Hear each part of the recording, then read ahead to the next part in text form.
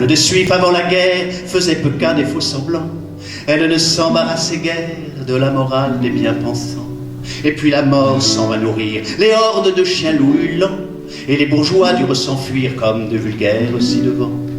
Le beau monde prit en urgence avec héroïsme la fuite, investissant une diligence en direction d'autres tropiques. Tout au fond, aux meilleures places, dormaient en face l'un de l'autre un vieux banquier triste rapace et son épouse bonne apôtre, Boule de Suif. À côté, le marchand de vin serrait sa femme vraie barrique.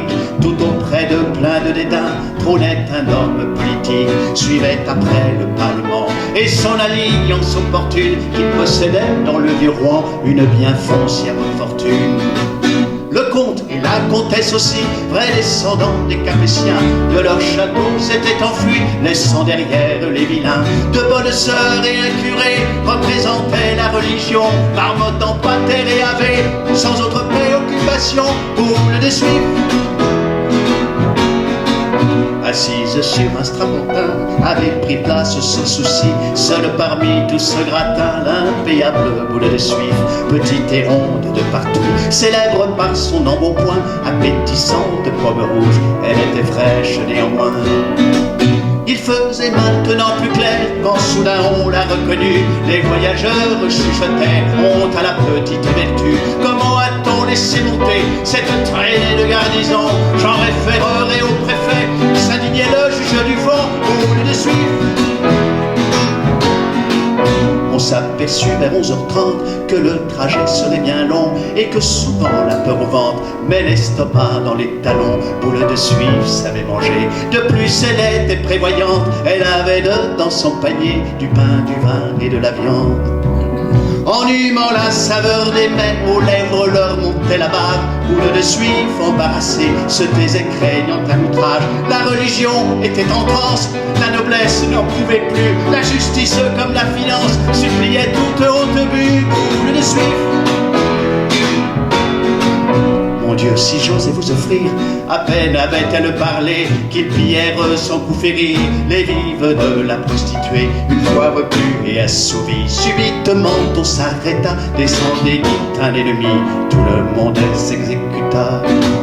On les mena vers une auberge où ils furent faits prisonniers. On convoqua, mais pourquoi elle, Boule de Suif chez l'officier? On libérerait les otages si la pauvre fille cédait aux avances de ce sauvage, ce qu'après tout elle refusait, Boule de Suif.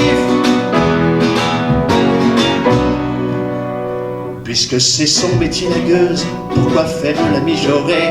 Qu'elle nous libère la morveuse, et tout son cœur en rajoutait. Plus de pudeur patriotique, on s'en fut en délégation, convaincre la femme publique de sauver la situation. Le soir venu, la société guettait le moindre résultat. Quand on comprit que c'était fait, on laissa éclater sa joie. Boule de Suif le lendemain redescendit défaite et triste. Ils la toisèrent avec dédain, bien qu'elle fût leur libératrice. Boule de Suif. Une fois payée la rançon, la diligence prit la route. S'animèrent les discussions, puis vint l'heure du casse-croûte. On déballa un vrai festin, prévu par tous durant la halte. La pauvre fille était sans rien, ayant dû partir à la hâte. Ils mangèrent d'appétit vif, du vin, du bœuf et de la sole. C'était pourtant Boule de Suif qui était passée à la casserole. Quand le banquet fut avalé, Boule de Suif, toujours à jeun, la face rigide pleurait, au mépris de tous ses voisins. Boule de Suif. Elle pleure des larmes de honte, dirent les épouses offusquées. À cet instant, l'histoire raconte qu'elle s'était mise à fredonner. Amour sacré de la patrie, conduit, soutient nos braves vengeurs. Liberté, liberté chérie, combats avec tes défenseurs. Boule de Suif, quand va la paix, fit la sélection des clients, sachant que les bourgeois ne paient pas de mine face aux Allemands. Plus tard, elle devient très riche, elle épousa un négociant. Quand on croisait Boule de Suif, on la saluait respectueusement.